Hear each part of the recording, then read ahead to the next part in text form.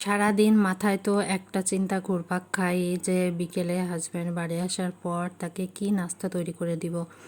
তো সারাদিন ক্লান্তি শেষে বাসায় ফেরার পর তাকে যদি কিছু রান্না করে দেয় আর কি খেতে, তাহলে তো অনেকটাই খুশি হয় সে, নিজের মনের কাছে অনেকটাই ভালো লাগে। আসসালামু আলাইকুম, কেমন আছেন সবাই? নিশ্চয়ই যে যেখানে আছেন সবাই ভালো আছেন।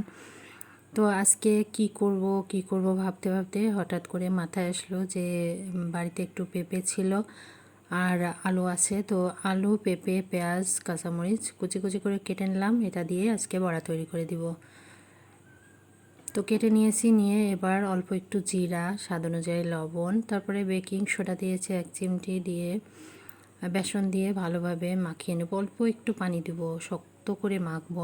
মাখামিটা বেশি নরম হয়ে গেলে কিন্তু খেতে একেবারেই ভালো লাগবে না, আর একদম নরম হবে খেতে, মানে কেমন যেন অস্বস্তি লাগে, খাইতে ভালো লাগে না। তো শক্ত করে নিলে ইয়ে হয়, পেঁয়াজিগুলো কিন্তু একটু শক্ত শক্তই হয়, মুচমুচে হয়, গরম গরম খাইতে অনেক মজা লাগে।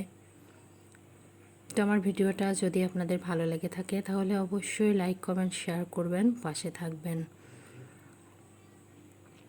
সারাদিনের ক্লান্তি শেষে বিকেলে যদি মুখরোচক কিছু নাস্তা খাওয়া হয় তাহলে কিন্তু মনের কাছে অনেকটা ভালো লাগে। আর নিজের হাতে বাসায় তৈরি করে খেলে সেটা অ্যাসিডের সমস্যাও হয় না আর কি। বাসায় হোমমেড খাবার তো স্বাস্থ্যসম্মত উপায়ে তৈরি করা হয়। আর বাজারের বড়া, চপ যেগুলো পাওয়া যায় ওগুলো তো পোড়া তেলে ভাজে আর কি, অনেকবার ভাজা হয় একই তেলে, সেজন্য ওগুলা খেলে আর কি পেট খারাপ হয়, শরীর খারাপ হয় আর কি।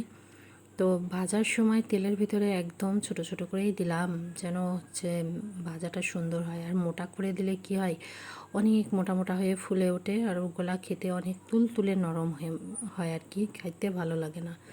তো সেজন্য একদম ছোট ছোট করে দিলাম, দিয়ে ভেজে নিব আর কি। তো আজকে বড়া বানালাম, আবার কালকে যে কি করব সেটাই ভাবতেছি আর কি। মাসের শেষ, নতুন করে বাড়িতেও বাজার সদাই সব কিছু করা লাগবে আর কি।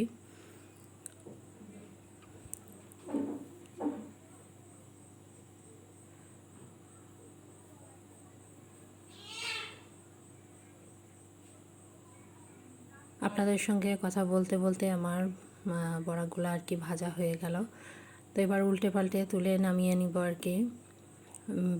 বেশি লাল করে ভাজবো না, তাহলে কিন্তু পোড়া পোড়া লাগবে, খেতে ভালো লাগবে না।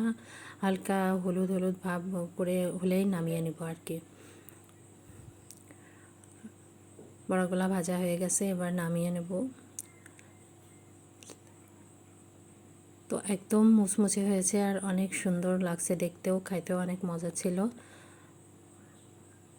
তো আজকের মতো এখানে রাখবো। যে যেখানে আছেন সবাই ভালো আছেন, থাকবেন, আর আমাদের জন্য দোয়া করবেন। আল্লাহ হাফেজ।